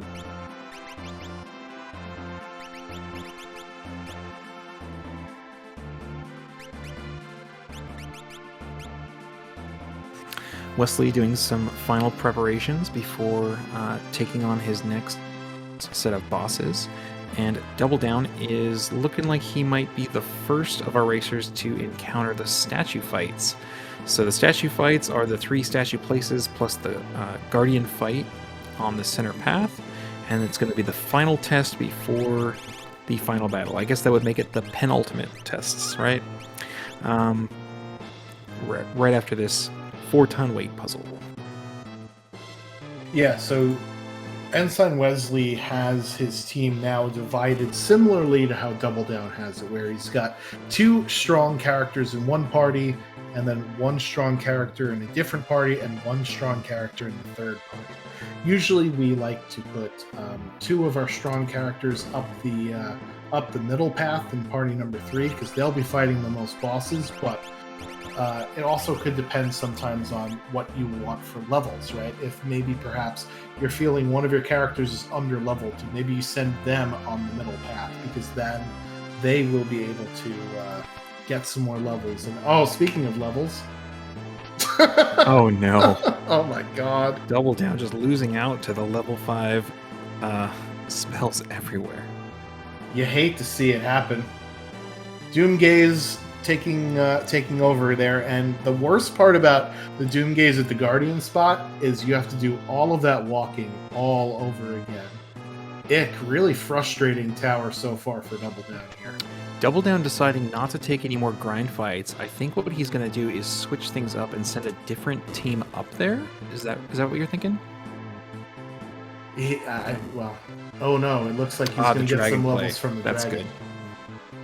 So the difference here is that Ensign Wesley killed this dragon with his entire party, so his entire party got that XP. Meanwhile, Double Down is only getting some of his party with that XP. And Ensign Wesley is doing a little okey doke here with his party composition, and he's sending whatever his Celeste team is up the middle. Let's hope that their level is not divisible by 5. Meanwhile, Jexvarok does get his Mog with Magitech as his 6th character there. We'll see if he decides to go for Skip with 11 Espers. There is a buyable Esper into Zen, and I don't think he's bought it yet. So if I were him, that's exactly where I would head next in order to get Skip. He's already peeked the auction house. He knows that there's no Espers for sale there. Zen Thief is probably, it's definitely the fastest if it happens to be an Esper in your seed. There's also the Tritok fight at the top of World of Ruin Narsh. That's an Esper only reward, or Esper item, I should say. Looks like he is taking Mog with him. That's interesting. Bringing him in at the end. Yeah, so Magitech is that powerful, although he does not have access to all of the Magitech unlocks. He does not have Tech Missile, but those elemental beams are essentially tier 2 versions of those elemental spells. However, they're only single target, whereas in Ice 2 you can make a single target or a multi-target, right? So that's sort of the difference there. So tier 3 spells are actually better at this point. So if he had a character that he thought was better with magic, then he could have used them instead. Doomgaze being Doomgaze over there for Ensign Wesley, and that is skip complete for Jexvarok, so he will actually head into the tower right where Ensign Wesley and Double Down are at this very moment, in spite of him taking a little bit longer to get there. Meanwhile, I'm sorry, go ahead. Oh, yeah, that's right. I mean, we led with it at the start of the seed about an hour ago, but our runners can take very divergent paths and end up at very similar settings at the end. And as soon as he completes the shopping, he's going to drop right in and start probably that Doomgaze fight first. Speaking of Doomgaze, Ensign Wesley managed to evade the level 5 Doom, but not Doomgaze's wrath, as he is just being brutal and unrelenting, casting Doom on Celeste, Arrow, very powerful wind damage spell, but Celeste is probably going to take him out, and there it is. Yeah, so the one nice thing about some of Doomgaze's attacks is that he reduces your party to fractional amounts of HP, and when you have a Valiant Knife user, that's exactly what you want. Haha, you think you may be hurting me, but you're only making me stronger. And that's good enough to take out Doomgaze there. Buffalax, meanwhile, did not find any Espers for sale in the auction house, but did find a Ragnarok sword. So that's a nice big sword for him, and one of the most powerful weapons in the game. So Jex is going to go head to the Opera House Dragon. Looks like he's doing that to teach his new character in Mog some tier 3 magic. And, oh, nope, he wants magic power on him instead. And then he'll be ready to take on KT. Interesting to note that the scaling differences between, say, Double Down and Jexvarok. When Jex comes out of here, he's going to be at a total progression of 20, so his bosses will be level 40 each, and he has to take those on with just 2 characters apiece. Meanwhile, Double Down is taking on level 36 bosses, having only completed 18 levels of progression. So slightly different challenges based on the different path you take through the seed. Ensign Wesley is our first runner past my least favorite boss in the game, Air Force, in order to get to the top of the middle path there. Double Down, second time is a charm for Doomgaze, as he's able to take him out with Go-Go with Bum Rush. And I mean, there are a couple of bad bosses here that are still left, because remember... that we won't mention. Yep, there are bosses that we have not seen yet that are still in the pool. but we won't run into Doomgaze or Poltergeist or Air Force, which is the boss that I hate. Senor Behemoth at high levels can be really bad as well. Yeah, that Poltergeist out of the boss pool is a big relief for those of our runners who have increased scaling quite a bit. Very nasty to take on with 2 characters. Yeah, and Double Down here is feeling the wrath of of Air Force, using Launcher as the opening attack and saying, "Hey, I heard you don't like XP." So really, really awful. Meanwhile, Ensign Wesley showing us the first boss on the Doom statue side, and that is number 128 here. Ooh. Looks like some of our viewers in chat want to try to curse our runners. There's still one statue left that we haven't seen, and you may just get your wish. But both Double Down and Wesley take care of their respective bosses, and Wesley with a very slight lead as Jex jumps on into KT, and he's going to join him at those statue fights.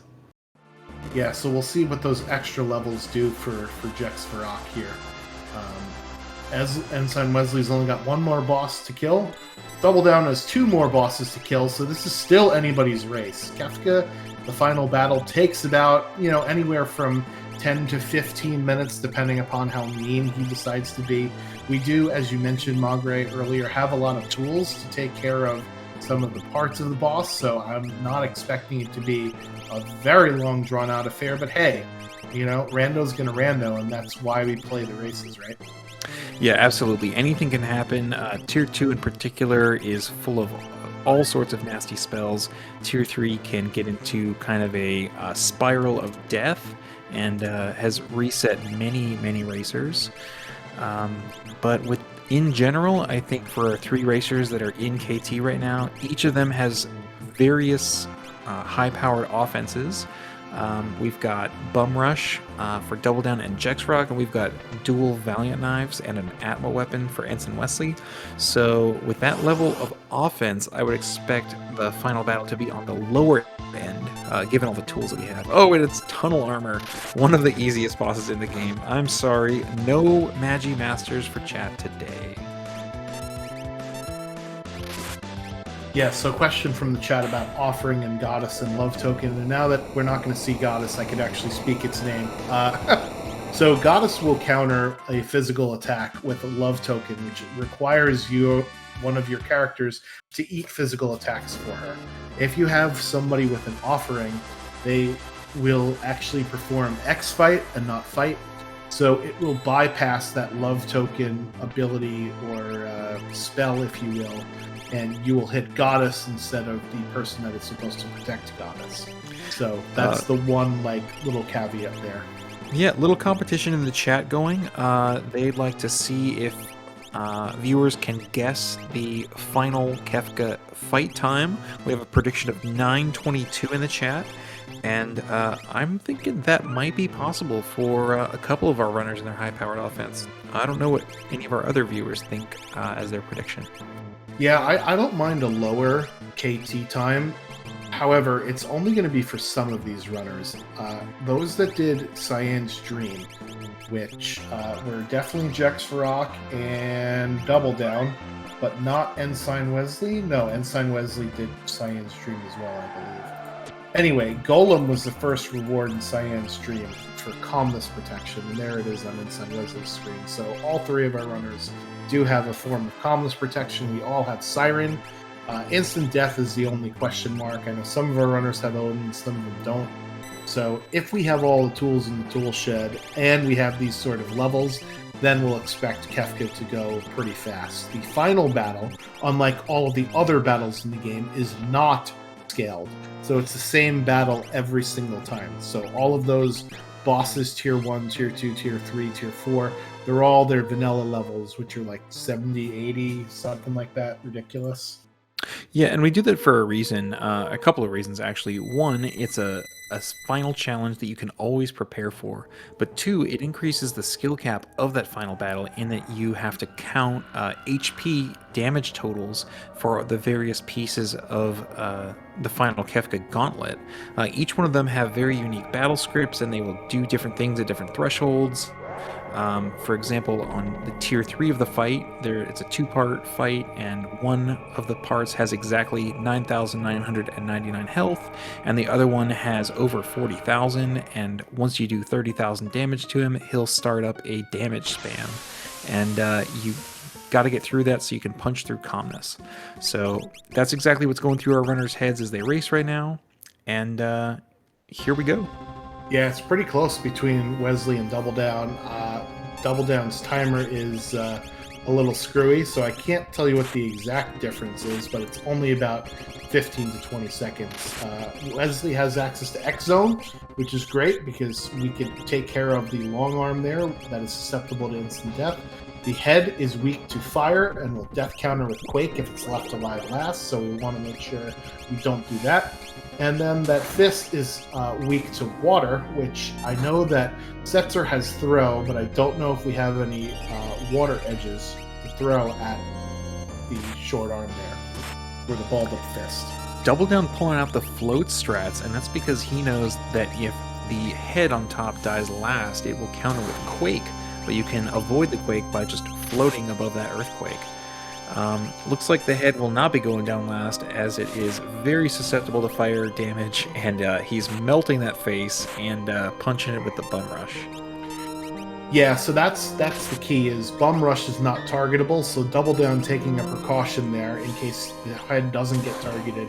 Meanwhile, Jexarok skating by on that Doomgaze fight, 66 HP in a dream. Oof, just barely gets through. Buffalax picking up his shadow, but unfortunately has to do the Walk of Shame out of Mount Zozo without a Warp Stone here. Ensign Wesley, the first one in and the first one done with Tier 1. He's coming up on Tier 2, which is a 4-part battle, 4-boss battle, I should say. You've got the Tiger in the bottom right portion of the screen that's going to be weak to ice and very dangerous, typically targeted first or second by our runners. That blue guy in the top right is called Hit and will do only physical damage, typically killed third or fourth. In the middle, it's the part that we refer to as Tools. Tools is susceptible to instant death and usually eliminated right away if you have access to it. And then that fourth part on the left, known as Magic, is susceptible to Mute, which Ensign Wesley just did, and is nullified until death counters, so usually saved for third or fourth. Yeah, so we have Double Down up to tier number 2 here, and wow, 7,200 damage per swing there with Celeste for Ensign Wesley. That is some big beefy power there. Yeah, and throw is no joke with elemental swords. I didn't see if that was a blizzard, but I'm guessing it was either a blizzard or a very high tier weapon doing max damage on that tiger portion. Ooh, nice little True Knight strat there for Ensign Wesley, as his Cyan just blocked his Realm. Realm dangerously low on HP, so one of the things about the final fight is if one of your characters is dead, as you defeat one tier and transition onto the next tier, they get replaced by one of your scrubs off of the bench that you haven't been leveling up all game, because you've been using this main 4 party. So we like to avoid that at all costs here. So it's very cool to see Cyan just absorbing hits like a ShamWow over there. Yeah, and doing good job. Not having access to any good physical weapons or, physical relics other than the ones he gave to Celeste, he equipped Cyan with Marvel Shoes and True Knight. I don't know that I've ever seen that combination in Final Kefka, but it's working for him here. Yeah, usually you see True Knight when you have a Valiant Knife user, so it makes sense why you would put the True Knight on to protect Celeste when her HP is low. Marvel Shoes is one of those relics that, you know, I usually never have a good place to put it because I always have better stuff. But on an Atma weapon user, it's very nice because it casts the regen status on the wearer.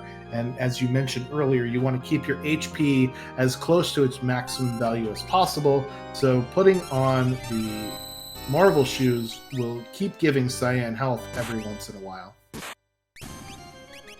And there's Girl dead already. Making quick work of Girl. Now he's going to count to 30,000 damage against Sleep, that bottom right portion that he's targeting. And once that happens, he will be in the second phase of the battle script for the boss.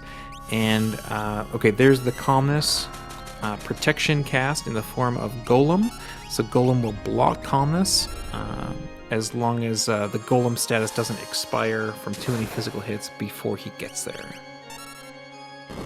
Yeah, so here comes Meteo. So this is what happens when one of the parts of the boss is under 10,000 HP. And this is what you had talked about. You need something to punch through it, and that is some punchable damage there. Punch it, Chewie, or Celeste in this case. 6,400 damage per turn. That's enough to take him off into Final Kefka, which is the last part of this fight. Final Kefka is only one part in this boss fight. However, it's sort of a dance where Kefka will be okay until he gets under 30,000 HP, and then he starts countering with nasty things like Hyperdrive and Havoc Wing. If he gets under 10,000 HP, he'll cast Ultima as a counter. However, there is some reprieve when he charges for his ultimate ability Goner. He will not counter during that phase, so that's when we want to hit him. However, he also will cast Fallen 1 on his first turn after you go, which means your party will be at 1 HP. That'll be good for the Valiant Knife user, but very bad for the Atma Weapon user. I fully expect Wesley to do enough damage this turn to bypass the Fallen 1, though, and skip it entirely. If you do enough damage, you get to bypass that and go right into his Goner phase. And, yep, sure enough, there it was. Oof. Yeah, like I mentioned, Hyperdrive is the strongest single target magic attack in the game. Havoc Wing is the strongest physical single target attack in the game. So we do bypass Fallen 1, which means our Atma Weapon user is kept topped up and healthy. I don't know if he's going to have enough chances to take multiple turns before Goner. Some of this party is hasted. And there it is. There we go. GG to Ensign Wesley. Yeah, so the crack, the POW. So time is on the first crack there. So that is a time, a blazing fast time, 1:20:24, almost a sub 80-minute run, which is ridiculously fast. Good job there from Ensign Wesley, who has now just joined us in the booth. Speaking of, Ensign Wesley, GG's, congratulations. GG. This is not the seed you were planning on running tonight, but you still aced it anyway. Well, this is exactly the win I needed in Elixir B, so it's too bad. Yeah, so quite the seed we had here. We saw you end up with Atma Weapon and Valiant Knife users. You pivoted away from Go-Go. Why don't you walk us through some of your strategy and approach to this cracking this nut? Yeah, so I'm just looking at how everyone else is doing. So I feel like I had a lot of options early on. I spent a lot of time looting and figuring out. I spent a lot of time looting because I was going for the experience eggs that were in Narsh. As a consequence of that, I found a lot of great offense, and I didn't need Throgo. I realized pretty quickly, and then I feel like. I mean, I found the Atmas, I found the Genji Glove. My plan was, and Cyan wasn't useless because he could have put Atmas, and I found Celeste early in a pre-check. So my plan was to go all in on the Atmas with the experience eggs, but then I ran into 2 Valiant Knives. And then on top of that, I ran into an HP plus 50 Esper, and then an HP plus 100. So I feel like this seed really played itself. How's everyone else doing? Yeah, lots of power available. Both Double Down and Jex threw those experience eggs onto Cyan, and they're rocking double Bum Rush characters with Cyan and Go-Go both making it to the final party. There's some good tier 3 magic and fire and ice available on Realm, and Gau's along for the ride. Yeah, I see Double Down is at tier 3. You didn't find Mog, I believe, but he was in the Cave on the Veldt, and he came with Magitech. So we were talking about how you were the only one who found Celeste and the only one eligible to upgrade Mog, and yet you'd be the only one not interested in finding him. Yeah, even if I found Mog with the Magitech, everyone else had a purpose. I don't think I would have, even with the Magitech upgrade, I don't think I would have played him. Yeah, you were certainly blazing through. Someone in chat noted that you did it in less than 7 minutes, and oh, there it is. Andrew Racho notes 6:49 Final Kefka. That's ridiculous. Blazing. Yeah. You know, when you're snowballing like that, like I was debating. If you noticed, despite the fact that I was way ahead in levels, I still did a right power dive, and I went all the way up to the dragon, even though many people probably would have said that isn't necessary. Yeah, With what the was your dual thought there? Valiant knives, like I figured I'd make up the time and then some on Final Kefka. Yeah, you sure did. Both in the Doomgaze fight and in Final Kefka, Celeste was just tearing it up. Right. Yeah, I was quite happy the Doomgaze fight was middle. Yeah, so you also, at the beginning of your seed, you ran into 6 characters real fast. I think before you even got one Esper, or maybe you had one single Esper. In cases like that, are you happy that it gets so lopsided because then you could just focus on Esper checks? Or are you thinking, oh my god, I have so much of the world ahead of me, what the heck do I do here? It's a mixed bag. I mean, you find 6 characters early, it means you're now in a mode where you have to decide whether to complete a check if it's peekable, if it's another character, or to reset out. But it also opens up a lot of checks, which is great. I generally don't like getting a lot of early characters. I prefer a healthy balance, like starting 4-2 before with free checks. Were you ever thinking about chasing the skip? No. Why not? I only reached 7 characters. If I'm chasing skip, I need 8. Okay, I guess my question more specifically be early on in the seed when you started 6-0. Oh yeah, so if I start 6, then I will choose and I find characters, I'll take them just for the sake of chasing the skip.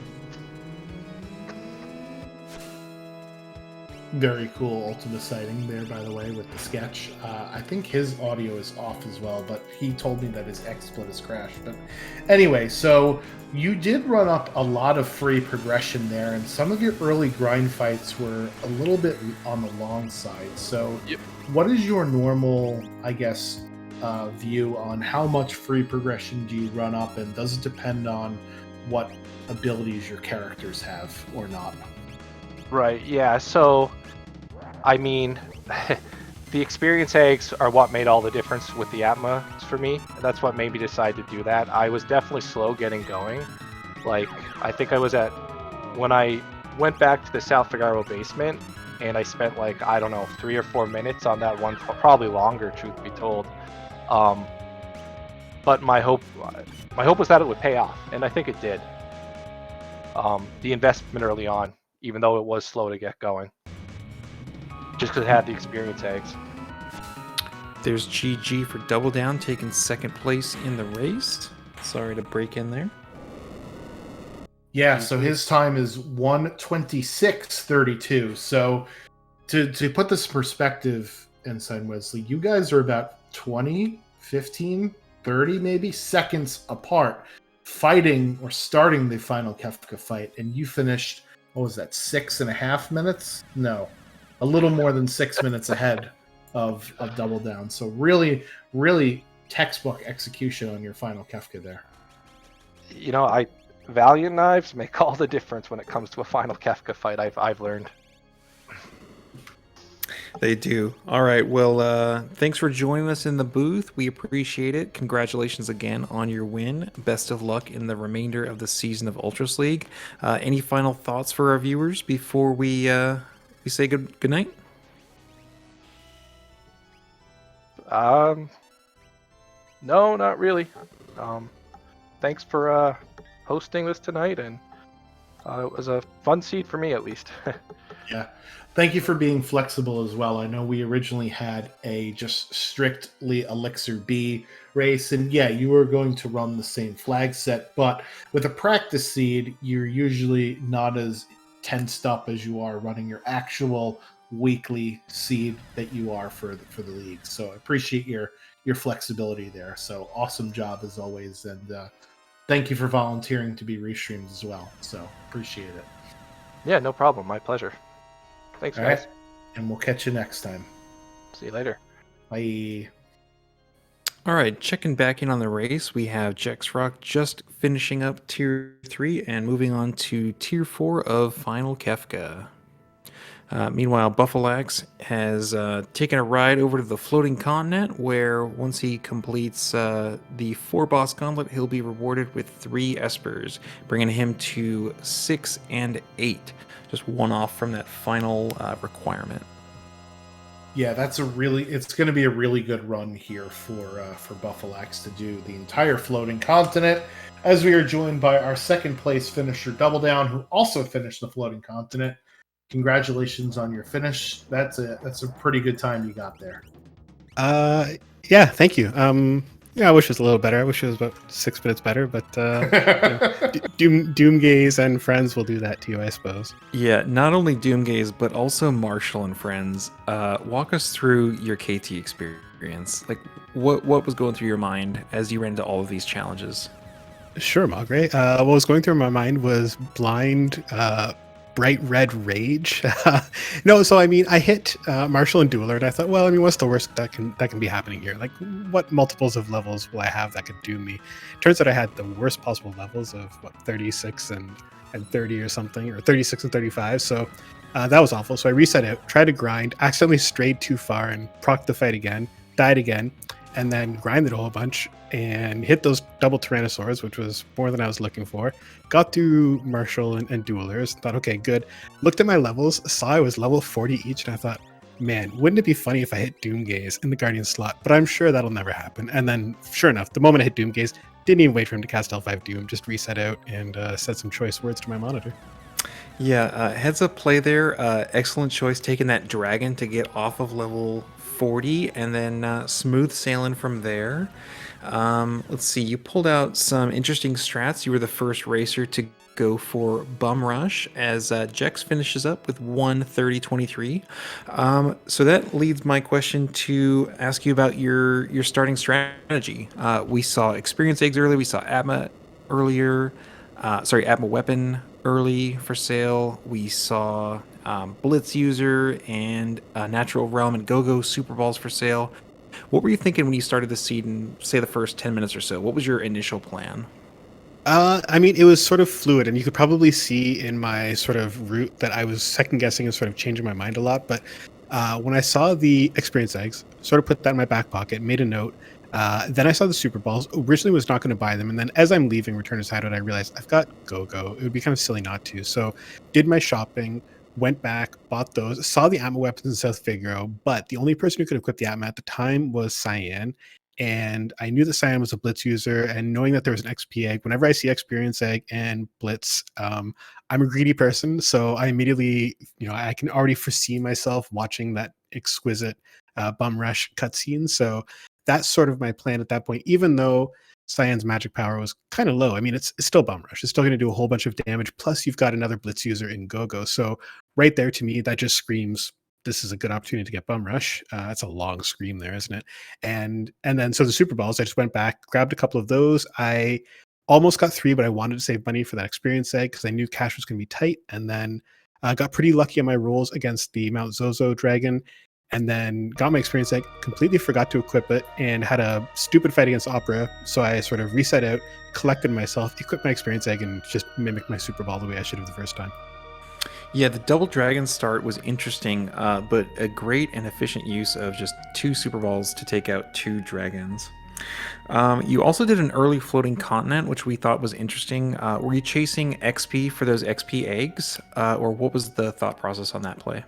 Yeah, that's pretty much it. Exactly. I wasn't super confident in my power levels, so I thought a few more fixed encounters would spike things up a little bit. I also wasn't sure that the other racers would be going to Floating Continent. I figured most racers would be making a beeline for probably something like Cyan's Dream, or if they'd found Gao, which I think they probably all found Gao pretty quickly, they would probably be heading towards the Serpent Trench. So I thought maybe I would find something that they didn't find by going to Floating Continent, which I think was triple Esper. So it was a pretty good floating continent. So my hope was that I would find some character that nobody else found, and it would put me on the road to success. But I don't know that it really worked out that way. And then I ended up doing Dome of Dream anyway, because Dome of Dream's the greatest. Yeah, you kind of leaned into the Shadow and Cyan checks. Did you find dried meat? Did you ever think about looking for it? Little spoiler, if you had, that's where Celeste was. And there was a Magitech user later on. Oof, that sucks. No, I was sort of, my opening looting and stuff had taken me enough time that I didn't want to do the scouring of the world for dried meat. So I figured if I didn't find it in those first few shops, then I would just give up on it. And I did give up on it. And I mean, if Celeste was there, then it was probably the wrong choice, because my gal was pretty poor other than sketching Ultimas. But major style points on the Ultimas, also a callback, extra style points for using suplex on Senior Behemoth, was it? Yeah, I was going to say right before Buffalax just did it in his fight. You were you may have been second in the race, but you're number one in our hearts for doing the suplex strats on Senior Behemoth. We gotta love it. I was just digging deep into the bag of blitz tricks to find some way for Cyan to do damage with that one, and yeah, it's a little. You had the Ice 3 spell, right, which wasn't ever going to work on that boss. Exactly. And I was trying to remember. It's like, he absorbs Ice 3, right? And it's like, I don't want to be on stream and embarrass myself by casting it, so I'll just assume that he absorbs it and never cast it. So Yeah, great strats, great vanilla knowledge, especially taking advantage of the fact that suplex is one of 2 physical damage blitzes that Cyan's naturally high vigor work well with. yeah, I mean, it was either that or Pummel, and suplex looks a lot cooler than Pummel. So So yeah, any other final thoughts, Double Down, before we get you out of here? No, it was a great race. Congrats to Ensign Wesley. So he ran a great race and cleaned our clocks. So great racer, great fellow. Congrats. Thanks to you folks for commentating. Thanks to SpeedGaming as always. And I mean, Jax Frock's right behind me, so he's very good at the spiel of joining our community. I will leave it to him because he's awesome at that. But yeah, please join our community. There's another big event coming up soon. I'm not a gambling man, but I would wager, I bet that people will really enjoy this next one. So Wow, yeah, laying it on thick, huh?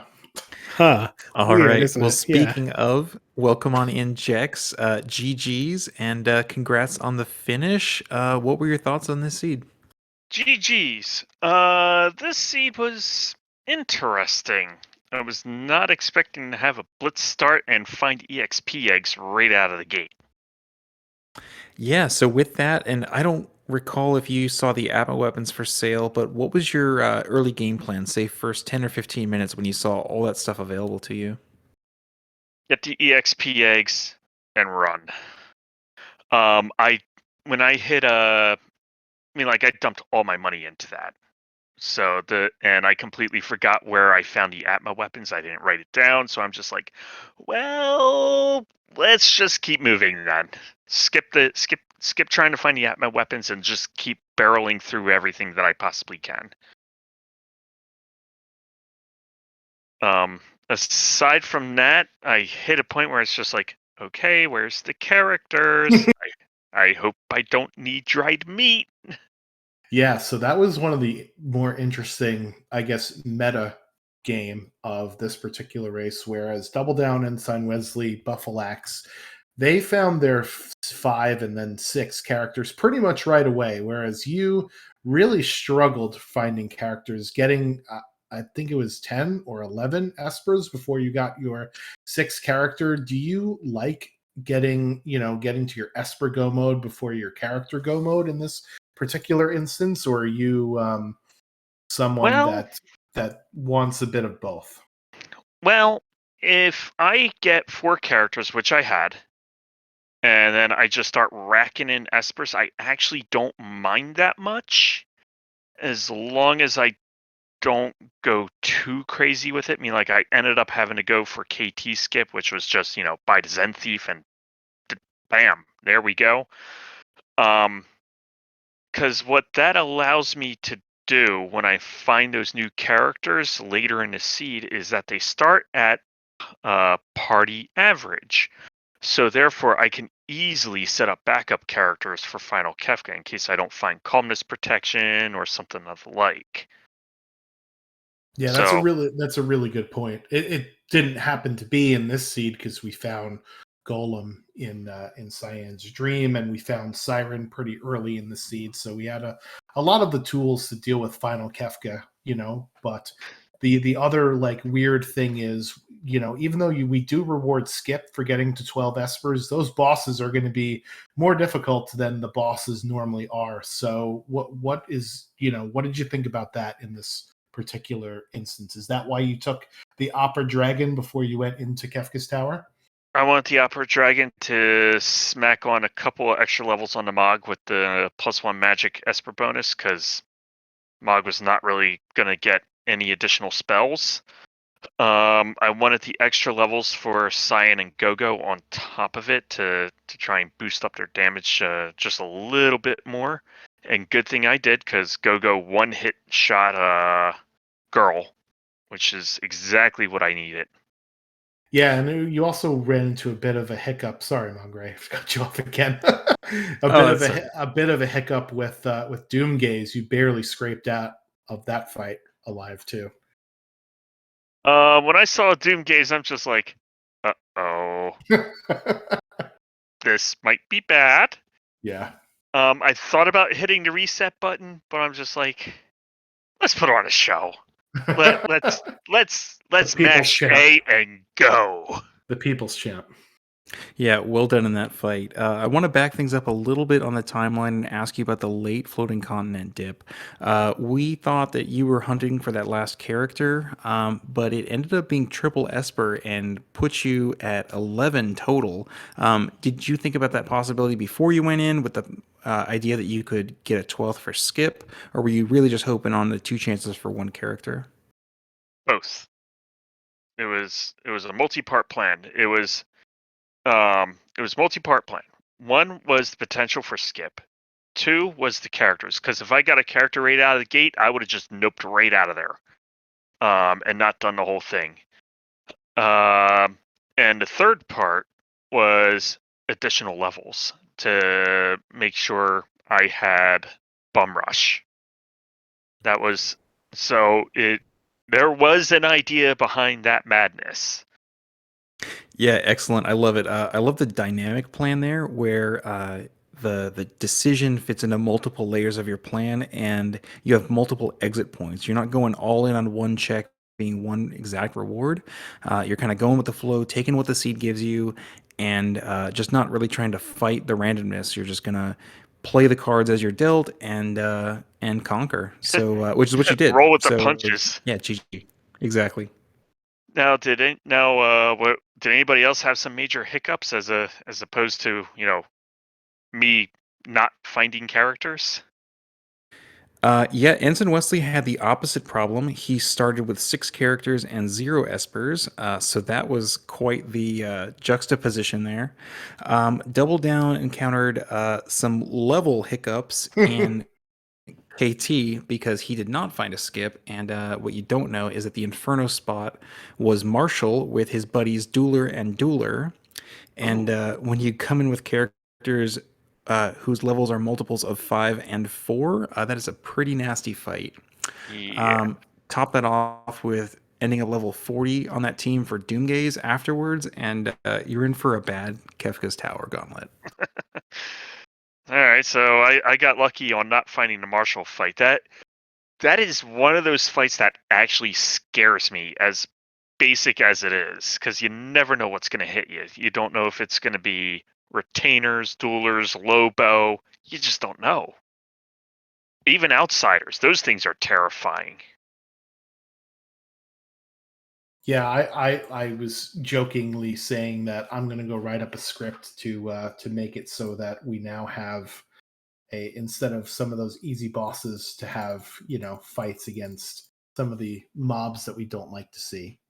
So is Brontar on that list? Well, I haven't put together the list or anything like that yet. Or Doom Dragon. That would be yeah, awful. the ninjas are bad. Having to actually defeat level magics would be pretty bad as well. So that would, it would make for an interesting flag for sure. But that is one of the new changes from season 3 that I'm glad we got to highlight throughout the stream. Any other final thoughts, Magre, for Jex? None here. Jex, do you have anything else you'd like to say to our viewers before we call it a night? Absolutely. Anyone who is new to Final Fantasy VI Worlds Collide and would like to learn the game or try and get set up for it, please join our Discord at FF6, or no, it's not FF6WC.com. It's FF6WorldsCollide.com. There's a link to our Discord. Come join us. We would love to help you out and get you involved with the community. Aside from that, give our Restream team and our racers a follow. And GG's. Thanks for having me. Yeah, really appreciate you jumping in. The first one to jump into the race tonight. So you were first in the race room, even though you were third in the actual race. So appreciate you volunteering to be featured on Restream as always. And I would wish you luck with the rest of Ultros League, but you're in my division, so luck, but not too much luck. I've been providing dumpster fires worth of entertainment for that one. Awesome. So yeah, congratulations and good luck the rest of the season, and we'll see you on the next one. Yep, GG, see you around. All right. So Buffalax, while we were talking, purchased the Zen Thief to get his Kefka Tower unlock, or rather final Kefka unlock with his 9th Esper after he went up to the floating continent for that.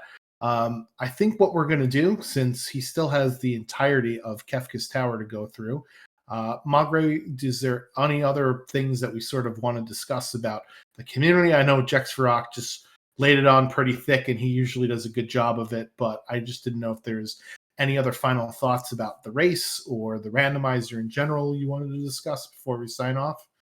Just a couple more highlights on some things that weren't necessarily touched on yet. If you are interested in learning the randomizer, Jexrock accurately mentioned our website at FF6WorldsCollide.com. I almost messed it up. And our Discord. But what he didn't say is that we have tutorial videos, we have guides, we have a walkthrough for what we call Moogle's First Seed, where you can pull up your seed and do a video walkthrough on YouTube, and it one of our admins named Ravlin will walk you through your first seed through the entire video, so you don't have to do this on your own. And we have one of the most friendly and helpful communities there is out there in gaming. So everyone will jump at the chance to help a new player learn the game. We're very happy to have anyone. So please don't hesitate and don't feel like this is any kind of big hurdle. We're here to help, and we love new players in our community. Yeah, very well said there.